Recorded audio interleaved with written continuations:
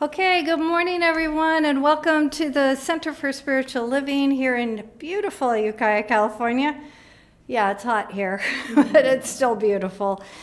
So I'm so happy. It is my great pleasure to welcome all of you here. I am Reverend Dr. Candace Beckett, and I'm presiding today. So it is just, we have an amazing guest speaker that I'm really excited for all of us to get to hear what she has to say.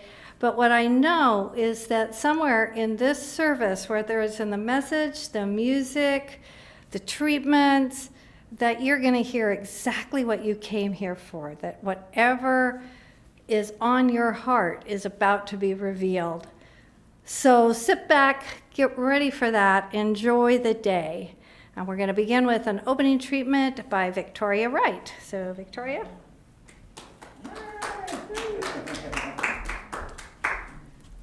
Good morning. Can you hear me with this on? I'll just leave it on, although it fogs up my glasses when I breathe.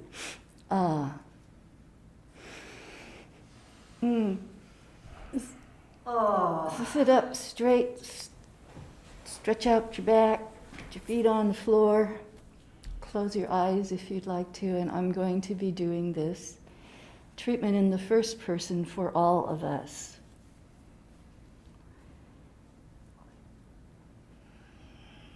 So take a deep breath and release.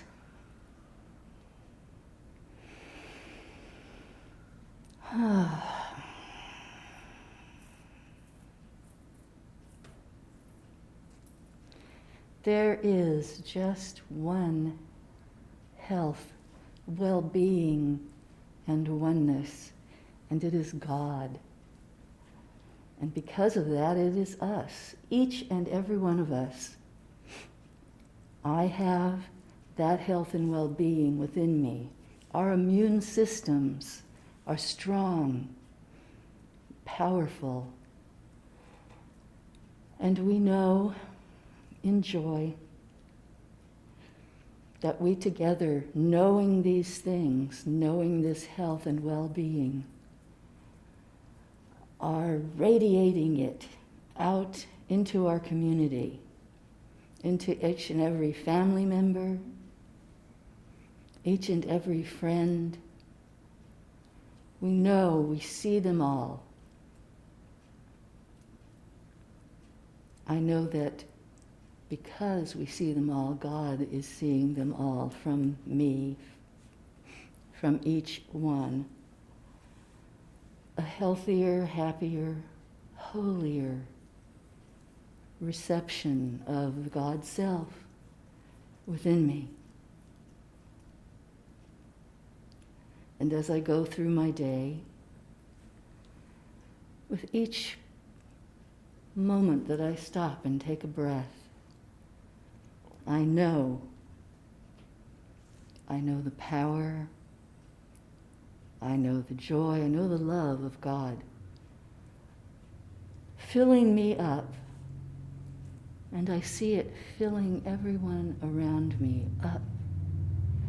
All I have to do is accept these qualities, accept these wondrous things. And as I do, I can just let it go into the mind of God, which is already manifesting. I can feel it here. I can feel it now, manifesting this well-being. And because I can release it and let it go, knowing that it is already so, I can say, and so it is. Thank you. So it is. Thank you, Victoria. That was lovely. Very nice. So now we're going to have a special treat from our friend Tim. And Tim Mauro is our soloist today. So hey, Tim, give us a song. Good morning, Tim. This is a song by Jesse Manabusen. And no, I don't normally cover songs by Christian artists, but this has a real healing consciousness, so hope you enjoy it.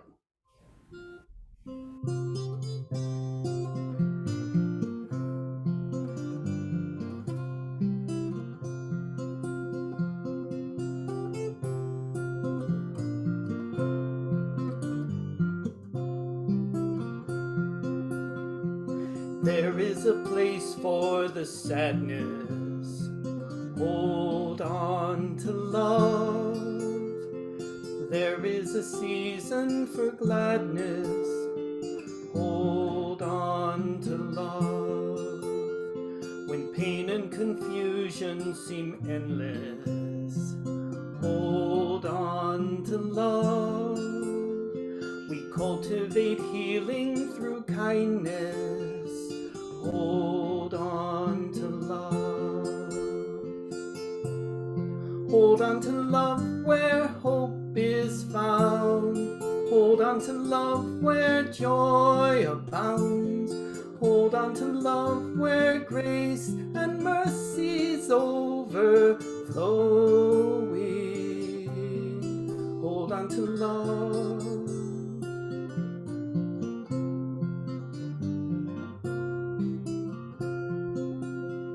When terror and fear overwhelm us, hold on to love. Courage and faith will sustain us. Hold on to love. When violence seeks to destroy us, hold on to love.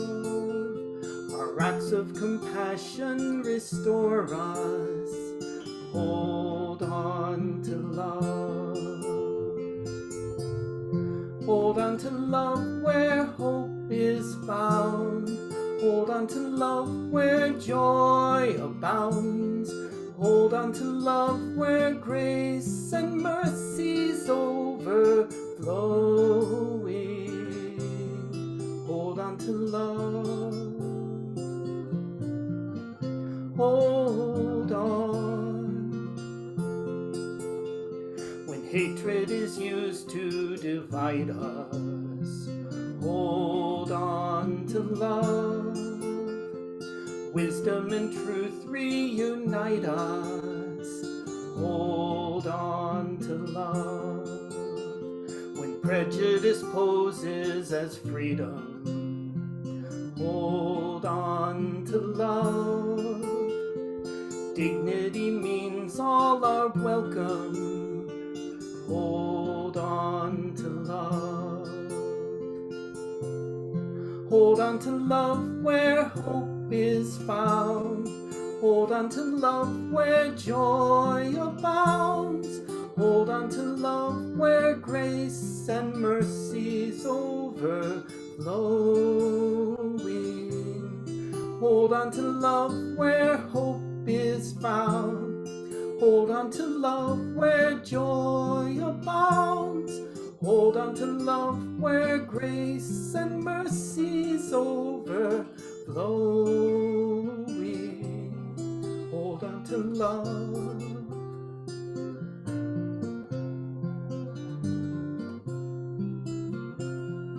Hold on to love.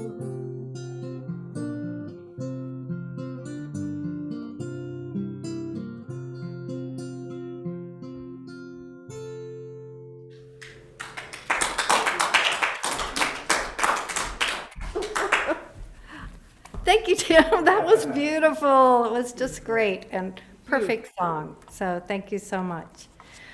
Okay, so now it's time to introduce our speaker. Today, our speaker is going to be the Reverend Tara Steele. A lot of you guys already know Tara. She's been here at least one other time as our guest speaker, but she's also going to be working next week at our workshop that we'll be having during this time with Reverend Scioto Bell. But Tara wrote a little bit because I said, well, what would you like them to know about you? So I'm just going to share some of what she sent me because I'll go, oh, okay, now I'm starting to get it. Okay, so Tara says that she started realizing that she wanted to be a minister long ago, and it was actually when she was attending a silent Franciscan retreat. And if you guys have never tried to do a silent retreat of any kind, Franciscan, Buddhist, whatever, you need to do one. They're amazing, very opening. And for her, what happened was there was something about that stillness the gardens where she was, and just these different participants who were there, that it all kind of called to her to create that kind of a sense, that kind of a feeling in a spiritual community. So now we're going to, fast forward 40 years, and she finds Science Mind. And that started to help her gather together I was just talking to somebody else about this, the many strands of spirituality, these different strings. And I was actually talking to someone else, and I love the way Dr. Holmes kind of did this thing that I refer to as the golden threads. And it's all these different ideas, and somehow they all came and fit. So I think that's lovely that she was actually conscious that, oh, look at that, and it was happening for her. But she also still likes to refer to herself as a work in progress, aren't we all? So she also said, and I thought this was interesting, that she prefers to be a stealth minister. In other words, she only uses the Rev title when she needs to convince someone to do something. And I'd really wish I had talked to her 30 years ago and figured out how to do that, because I don't remember that working so well for me. Anyway, she serves the Santa Rosa Center as their community minister. And that involves work with diversity, work with interfaith, teaching, special gatherings, and soon, she hopes, there'll be an opportunity to just come together for just fun. I like that. So Spirit gave her the title Community Minister back during the 2017 fires, when someone at the center asked her what she did, and out of her mouth came the words, "I guess I'm kind of a community minister." But I love the title, and I know that she continues to bring great love and great joy to Santa Rosa, and now she brings it here to Ukiah also. So join me in welcoming Reverend Tara.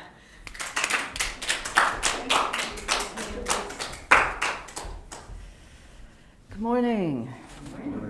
I'm going to take this off and let you know that this talk is unfolding.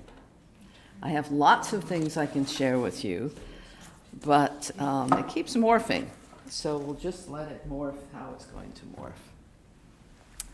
I want to start by letting you know that driving up here this morning was very difficult.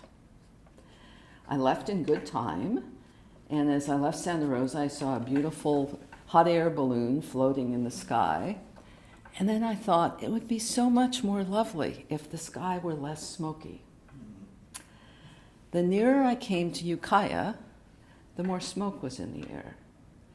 And the more I noticed vineyards that were struggling, fallow fields, some of them still with the sticks that the vineyard leaders use to hold up their grapes. And I was more and more aware that it's not just about COVID. Living in downtown Santa Rosa, I'm kind of in a bubble, because chances that fire will ever come to downtown Santa Rosa means, if so, we're in an apocalypse.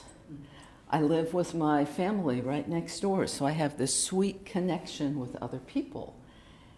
And I tend to forget about the fires, about the drought, about even COVID much of the time.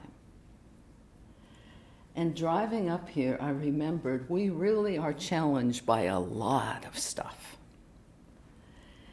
And our need is to figure out how to be present to all of that and still have hope for the future. To know that there's something better when we get through all of whatever this is. My guess is that that's where imagination is so important to us, because we can be in this setting and we can remember the lush rainy times. We can be in this setting and remember that we gathered and we will gather again at potlucks and parties and social events without having to constantly think about what if am I safe? So as I talk about sparking our imagination, enlivening it, remember its incredible power. It's in imagination that we can see possibilities in the future, that we can see what we might actually be excited about, inspired by, engaged with. That isn't just this day to day, in quotes, reality. One of the gifts of COVID, as I kind of reflect on that in this up and down ride that we're having with the virus, is that as it began, everything was thrown up in the air. Our routines, our schedules, what we could do, what we couldn't do, our social activities. And as chaotic and disorienting as that was, it also opened up possibilities. As we thought we were coming out of COVID a few months ago and we're going to let go of all of these constraints, we got to start thinking about, what do I really want to do? What's important to me? What matters to me? Because our autopilot, this is just always what I do, this is where I am, this is who I am, was melted down. How many of you found that inquiry just a little bit challenging to look at what you want to do now? I know I have. It's been a major work in progress as I've gone along. And yet, because I now recognize there's no routine left, I get to choose what really, really inspires me. I think that's kind of where you as a community are right now. With COVID and fires and all kinds of changes, what you create next is an open question. And you can create something out of what calls to you, what you're excited about, what would inspire you, what you would like to see offered here in this community. The tricky part is, please don't try and recreate pre-COVID normal.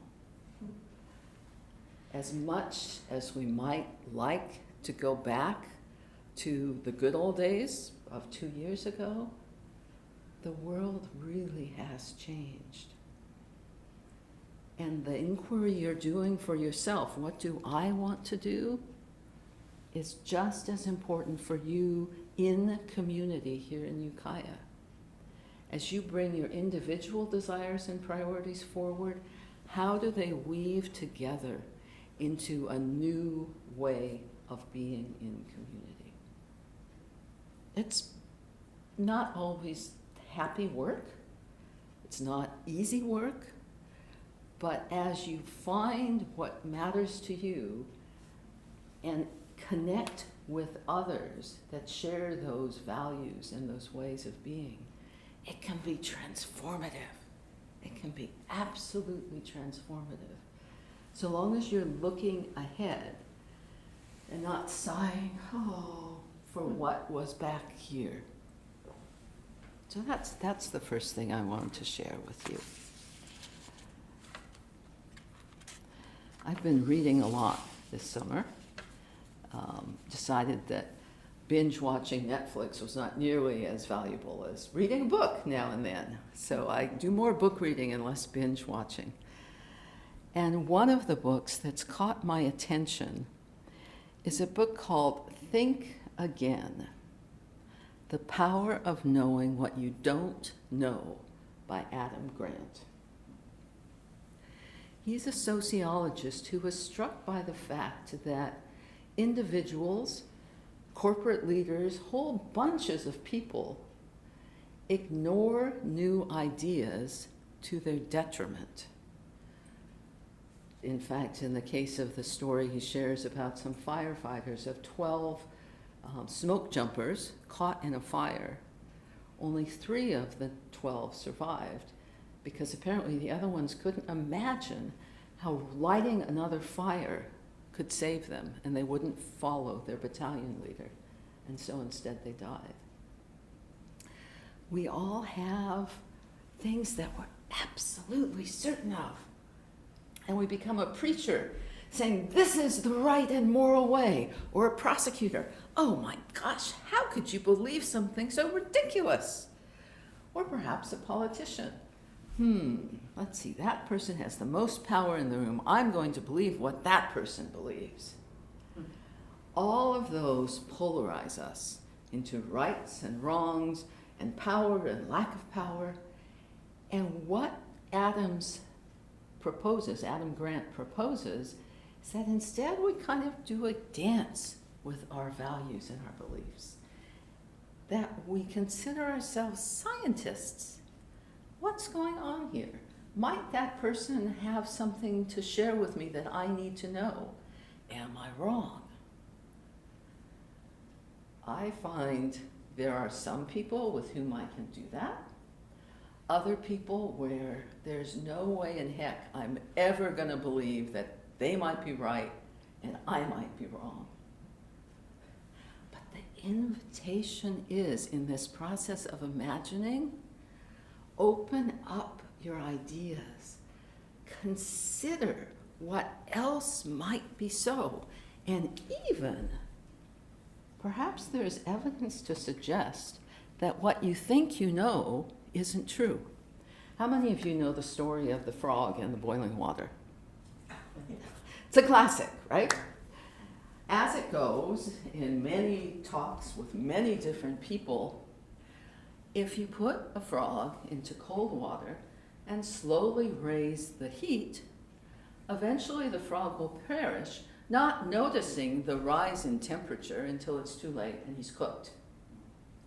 Conversely, if you toss a frog into boiling water, he'll immediately leap out and save himself. Adam Grant, being who Adam Grant is, he decided to test that hypothesis, making sure the SPCA wasn't anywhere in the neighborhood. And in fact, it's not true. It's not true. That boiling water shocks and kills the frog. And as the temperature rises in the pot, at some point the frog says, it's getting hot in this neighborhood, I'm out of here, and lives. But there's one of those beliefs that I have heard and used multiple times, not even questioning whether or not it's true. That's one of the things I'm inviting you to do with your imagination and your belief system. Make sure what you think you know, whether you heard it from your grandmother, your minister, your best friend, your boss, as a good religious scientist, make sure you know it's true, because it might just not be. So that's another element as we look at ways that we can open up our minds into possibilities. You know, as COVID cleared the decks, as fires make things uncertain, as all of this is going on around us, what do we want to create in our world? What's important to us? And really stand in that. Don't get caught up in, oh, well, if you slowly raise the heat, the frog will die. Because maybe it isn't so. One of my favorite New Thought writers is Thomas Troward, who gets a really bad rap for being difficult to read. I actually, when I first started in this tradition, found that he made more sense to me than the textbook and Ernest Holmes. I did have to read him out loud a lot of the time, but Troward had some things to say. One of the key phrases he uses is principle is not bound by precedent. In other words, just because it's always been a certain way, or you've always done it a certain way, or people always know that, Spirit can create something different. There are other possibilities out there. Here's another story that you may all know about the roast in the oven. As she was growing up, a little girl watched every holiday celebration dinner her grandmother carefully prepare the roast, and then before putting it in the oven, cutting it off a bit, and then putting it in the oven to cook, so that the roast was a little bit smaller than it originally had been. As the girl got older, became a teenager, she watched her mother do the same thing. Prepare this magnificent roast for the celebration, then very carefully cut off a certain portion of the roast and set it aside before putting the roast in the oven. Eventually, the little girl grew up and had her own family, and you know what she did. When there was a holiday meal, she trimmed back the roast before putting it in the oven. At some point, she asked her mom, "I've noticed we always cut off the roast before we roast it. Why do we do that?" And her mother said, "Well, you know, that's just the way that I've always done it. I don't particularly know why we do it that way, but that's the way we do it." So the now grown daughter started asking around. And she wanted to ask her mother's mother, because that was the expert that her mom had referred to, but she was long gone. So she asked cousins and nieces and nephews, and eventually she got to a great aunt. And the great aunt told her, "You know, when we were growing up, we lived in a very small house, and the oven was tiny.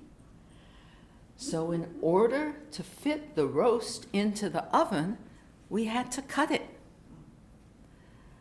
My mother taught me and your grandmother, my sister, that the roast needed to be trimmed, and so that's simply what we've always done, from grandmother to mother to daughter, and on and on and on down the line."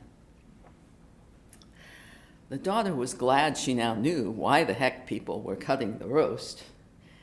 And she also chuckled because everyone now lived in modern homes with big, fancy kitchens where not only did they not need to trim the roast, they could have fit 2 untrimmed roasts in the oven, no problem.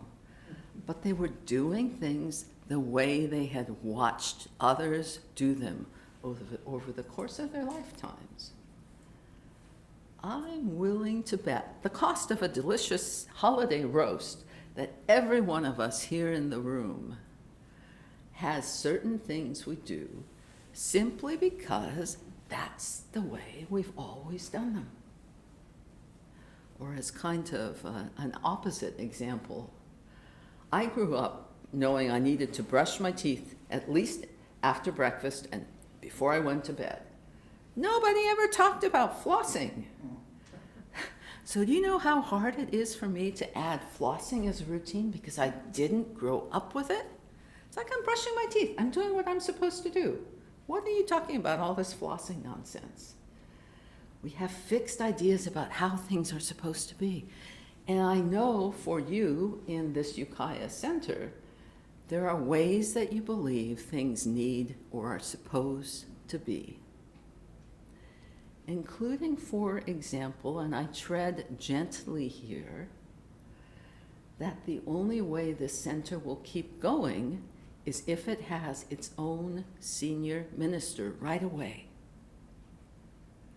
What Sayota and I are going to invite you into a bit next week is a conversation about what you as a community would like to see, what engages you, whether or not you have a minister right away. That perhaps there are ways for this community to thrive without requiring that you have a minister right away. Consider changing that assumption about the center. And it's a big one. But consider making a little bit of wiggle room, if you're able, to consider how this community thrives, whatever its configuration. infinite possibilities. Principle is not bound by precedent. There's something else I want to talk with you about that my center in Santa Rosa knows is the one talk I always give. And that is that what matters to you, what you want, is absolutely important for you to know. If you don't know your core values, what really makes a difference to you, you get caught up in group mind, in the general flow of things, perhaps in that political, whoever has the most power in the room, I'll follow that person. Take the time as we're beginning to consider what 2022 might look like, to reflect on what matters to you. And then imagine that value, that enticing possibility coming alive. What would it look like? What would you bring to it? What would enliven you? Really open yourself to that question. Find a place to sit in stillness and just settle in and know that voice within that says, this is what matters. And then let that voice just dream away. Come up with a variety of ideas. Eventually, yes, we'll need to get down to brass tacks. And, if you tell your left brain that you're going to Venus for lunch and you'll be back in time for dinner, your left logical, rational brain will say, don't even think about it. Just throw that idea out because it's so insane. I have no engagement with it. But there are ideas, dreams, visions, possibilities, where your left brain will say, that's a bit of a stretch, but perhaps I'm open to spirit showing me how that could unfold. That little perhaps is a very powerful leverage point. So I invite you in this coming week, consider first what matters to you. Because if you're coming here just because it's what you're supposed to do on Sunday, Candace, close your ears for a minute. Stop doing it. Stop doing it. Anything that you're doing because you should, you have to, everybody else expects you to, that drains your energy like crazy. And eventually there's no joy in it. And a spiritual community is a place where you grow and you learn and you are joyfully connected and present and involved. You're not here because you're supposed to, because back as a child you learned that every Sunday you go to church. That's not what gives this place aliveness. It's the inspiration and the connection and the way you grow together. There's one other thing I need to talk about, and it's as ministers, we're told that we should not talk about our challenges until we're through them, that when we're in the midst of them, we should just be in the midst of them and sort them out with prayer and counseling and whatever we need, and then bring the completed story to the community. So I can tell you that as of last Wednesday, this one is sorted out. I've been listening. I finally decided that I would get an Echo Dot with this remarkably biddable Alexa, who does almost everything I tell her to do. So I recently told Alexa, play 4,000 Weeks. The subtitle of that book is, Time Management for Mortals. The point of the book is that each of us has about 4,000 weeks to live. Some of us shorter periods of time, others more. Perhaps the oldest among us, those that live well into their hundreds, have 6,000 weeks to live. But all of us have an expiration date. And in our society, what we seem to be committed to doing is filling those 4,000 weeks with as much as we possibly can. We say things like, I'm going to make time for that. Maybe someone among you has been able to make time beyond 24 hours a day. I sure haven't. I can't even create 1 minute extra in a day. And that reality, that limit to time, is a gift and a challenge. In writing about the 4,000 weeks, Oliver Burkhart talked about how he was a time management geek. He really was focused on how to be more productive at work. And so he talked to coaches, he used different systems, he went to webinars, he read blogs, all to try and get one day's to-do list completely checked off. He discovered a couple things about that. First, you all probably know the phrase, if you want to get something done, ask a busy person. What that means, how that translates is, when you are really getting things done, your colleagues, your boss, your managers notice and go, oh, Tara's really getting things done. She can do a few more things. And we buy into the value of checking things off, not noticing that sometimes what's left on our to-do list are important things that matter, like having time with the kids or a date night with a partner. Because it's way easier to check off viewing my emails, sending a memo to calling so-and-so than it is to find meaningful time with people that matter to us. That's a little vague and hard to check off. So we do all the rest. I found myself in that sort of situation. I love ministry. It's the most amazing, long-lasting calling to me that I've had since I was a teenager.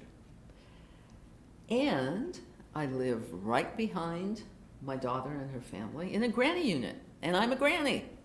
I have an 8-year-old grandson and a 3.5, not 3-year-old granddaughter, and they are great joys to me. What I realized was that those two loves were in a tug of war. Because when I was at work, I was realizing I was missing out on things with my family. When I was at home with my family, I was missing what I could be doing at the center. And so here we were pulling back and forth within me, not counting that there was a third very important element, me.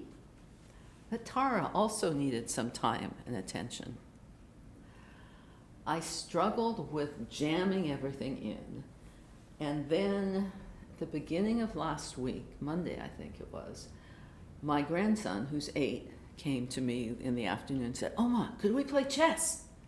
He always beats me, but he loves to play, and I kind of love to see him win. And I said, Dylan, I'm so sorry. I have a meeting coming up in a few minutes. And he just hunched over and walked out. Broke my heart. So I started looking at what I was up to and how I could possibly keep feasting on this banquet of all the things I loved, and realized, even though every single item on the banquet table was a delicious favorite of mine, if I ate too much of it, I still got a stomachache. Didn't matter that I loved all of it. And so at the end of this week, I actually decided on Wednesday and wrote the letter on Friday. I'm cutting back my hours at the center by a third, keeping all the really lovely, juicy stuff, but giving myself some breathing room. And the amazing thing, though after I sent that email, I walked around the neighborhood in tears, and I share that because it's hard, I now feel this, I'm not trying to be in 2 places at once. I'm actually focusing on the best of each of those elements with time as well for me. I share that story with you because I suspect when we gather next week, you will have all kinds of ideas for what this center could be and what you would love to help bring forward in this community. And what you will need to do is identify the place to start, which will not be everything on the table. It will be what the community, made up of a group of individuals that share some values and share some desires, come together to know is the first step into the next version of Center for Spiritual Living, Ukiah. Having been through it, it's not fun to recognize our limitations. It wasn't easy for me to say, you know, I need to have some space. I need to choose my priorities and release all the rest of it. That's another piece of working with imagination. You use the feeling and the energy and the excitement and creativity that imagination brings to you, and then you settle in with your values and with Spirit's wisdom to know what you bring forward, what really is at the heart of what you want to do.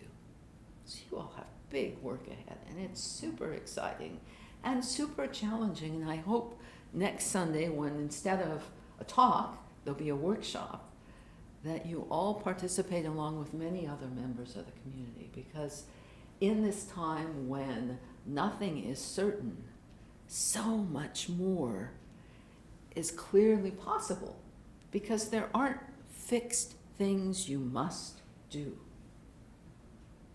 That's actually almost always true. There's certain things like breathing and eating that are pretty critical, but most of what we think we have to do may not be so.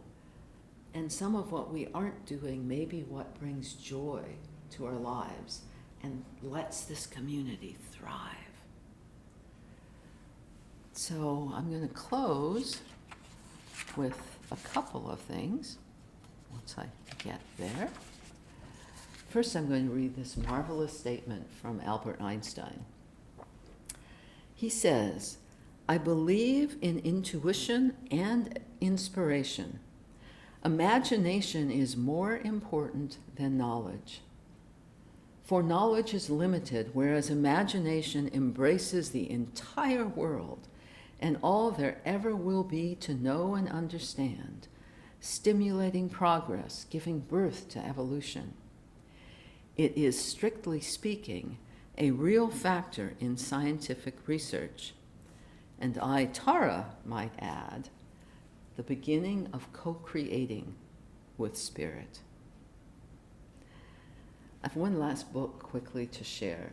I'm intrigued by its title. It's called On Looking by Alexandra Horowitz. She's previously written books about what her dog experiences on their walk around downtown Manhattan.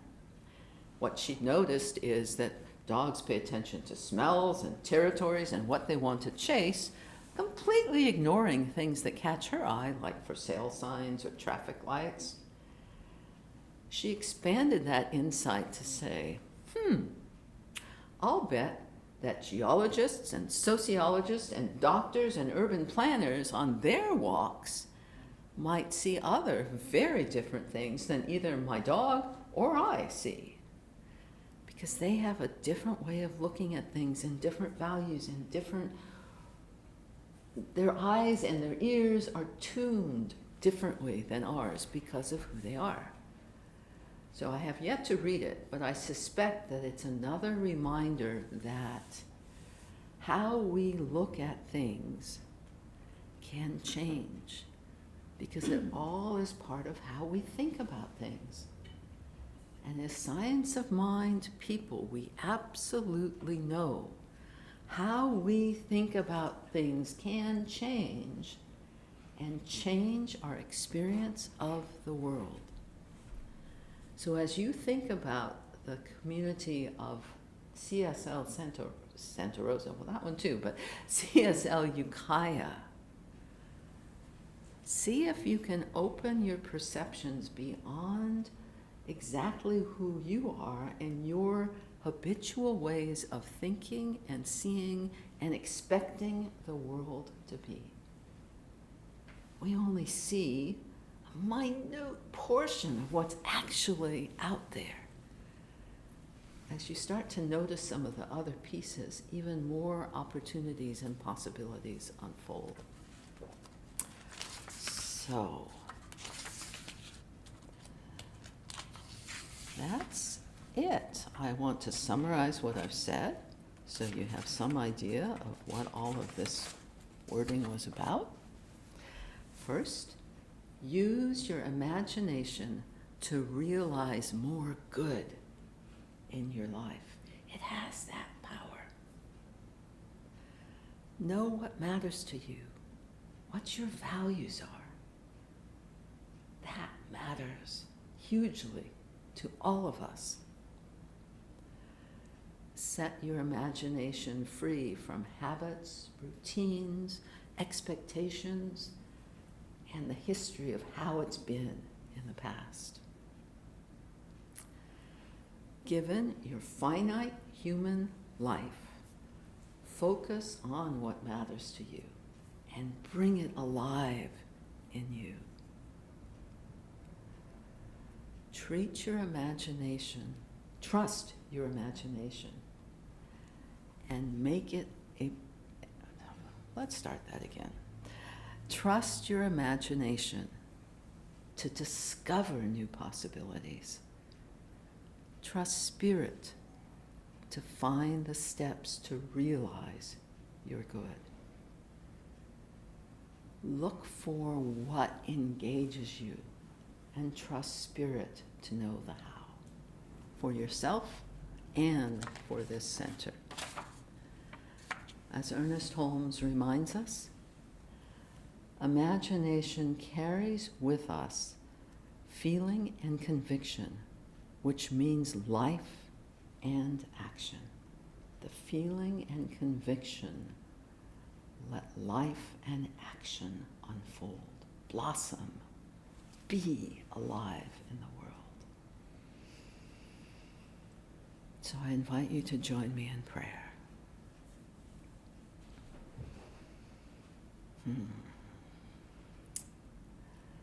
There is one all in all in all.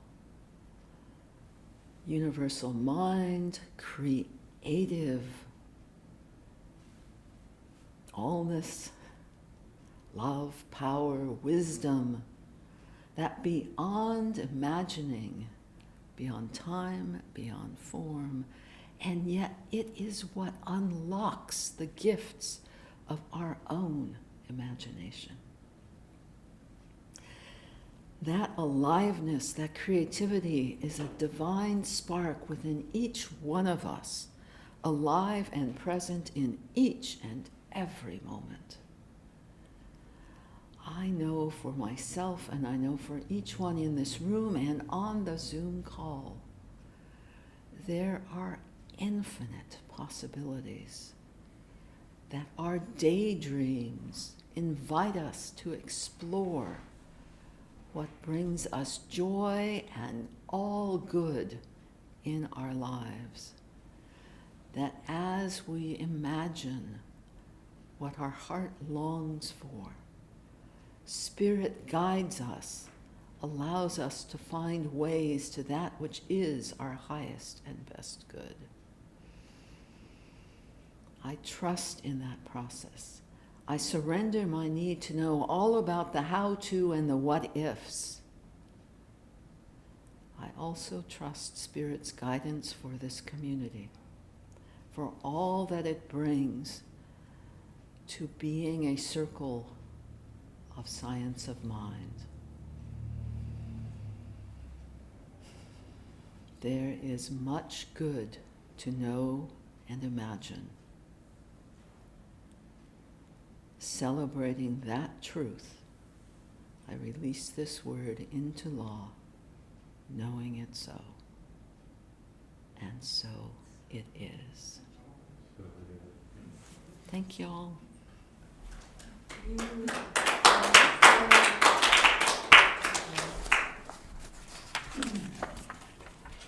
You have things up here you need, so I'm going to get those. Oh, thank you, Tara. Tara, that was amazing, and I think exactly what a lot of us wanted to hear today, so thank you so much.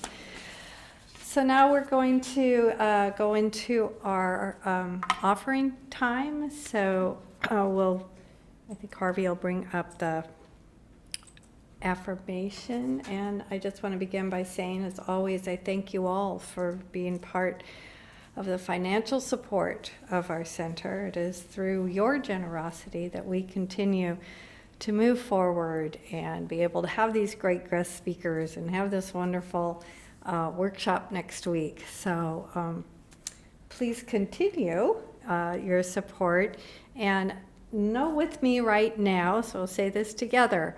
Divine love through me blesses and multiplies this gift. With all my heart and with all my mind, I know that I am saying yes to something I value. With all others present here, we dedicate these gifts to the values and visions we share. So I do have a few announcements, and Tara did actually mention a couple of these things, because next week is a really important week for this center. So August 22nd, we will be here, and it'll still basically be this forum, but we're asking if it is at all possible for any of you that are out there in Zoom land, if you could make it to the sanctuary next week to do this workshop, that would be great. As it is right now, yeah, you are going to have to wear a mask, but please do come, and we'll have some socially distant seating and get you here to be a part of that workshop. And it will also, as always, be beginning at 10:30, but it will go until probably like 2.5 hours is the range that Sayota and Tara will be leading the workshop. And as she said, this is going to be that wonderful moment for us to discover what is in our hearts. Well, in your hearts, because I will not be here. I will come and get us started and support you with all my love, and but it really is, it's going to be your time to have this unfolding and this opening happen. So be here. Also, I don't know if you guys out there in Zoom land can't see, but Gail's not here this week. But Gail, she's out having a wonderful weekend. Let me tell you that. I know that. But she is also looking to start up the service ministry, which is part of what you guys will be discovering within yourselves, is how do I want to be engaged at the center? And there's those jobs. We're still going to be looking for greeters and hosts and presiders and those kind of things to keep this service going. So be aware of that, and when Gail calls you, just be able to tell her what it is that you want to do. We are still supporting Building Bridges, so that's the homeless shelter here in Ukiah. So we've just been taking items, down there for, quite a while, over a year, and that continues. So they still need blankets, sleeping bags, comfy shoes, sandals, but the main thing are things like paper plates, towels, cups of any kind, all of those paper, you name it, they'd probably take it. You can call them directly and ask if there is something particularly they need, and see if you can take care of that. Teresa Staber is willing to have you drop things off at her home, and she'll take them down, or you can just go to the center yourself and drop stuff off there. You can actually get into the parking lot, call, somebody will come out and get your stuff. So it's pretty easy. Okay, so next week, is going to be this amazing, time with Sayota and Tara. So plan on being here. I'm going to do the opening treatment, and then I'm leaving. And we have Calvin Johnson today. So I'm not sure he's going to come here, but he might just do it online. But we'll get a song from Calvin at the beginning of the service anyway. So I'm very excited about that because, Calvin is now a member of Santa Rosa. So Tara and Sayota know him. And so when I saw that he was on the schedule, I was like, oh, we should keep that. So we'll have him too. So it's really exciting. So, okay, so we're going to get one more song from Tim. So, Tim, take it away.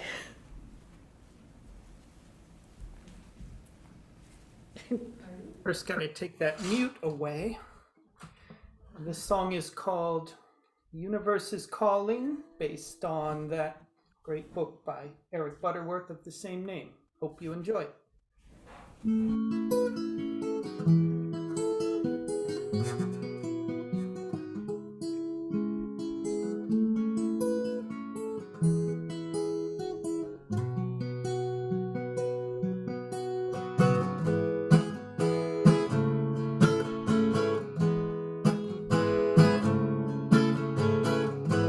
Larger thought, a greater insight, a greater understanding of spirit.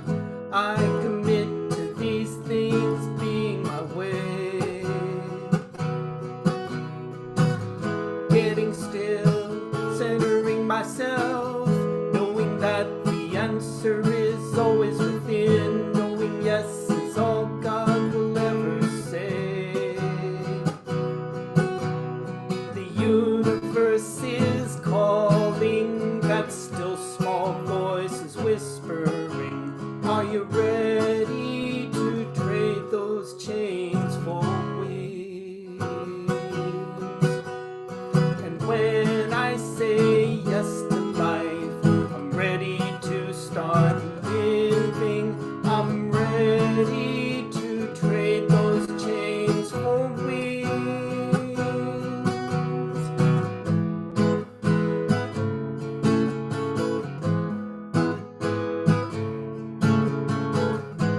No more beseeching, no more fighting the nature of reality. Now I realize there's a better way. Being aware of universal life, always focusing on the positive, thus keeping my mind from running astray. Universe is calling, that still small voice is whispering. Are you ready to trade those chains for wings? And when I say yes to life, I'm ready to start living. I'm ready to trade those chains for wings.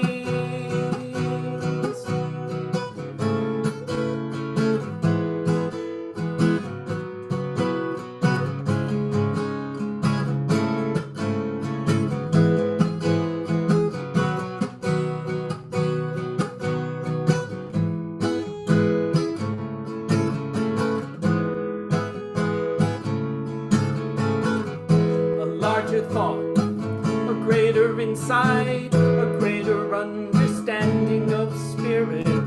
Would you commit to these things being your way? Getting still, centering ourselves, knowing that the answer is always within, knowing yes is all God will ever say. Universe is calling, that still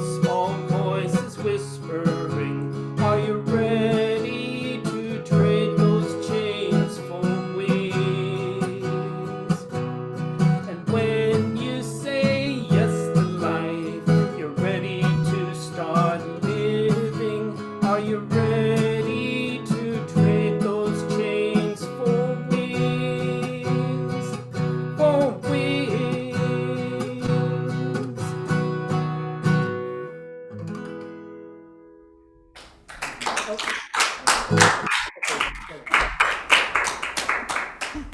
Thank you, Tim. That was wonderful. So lovely.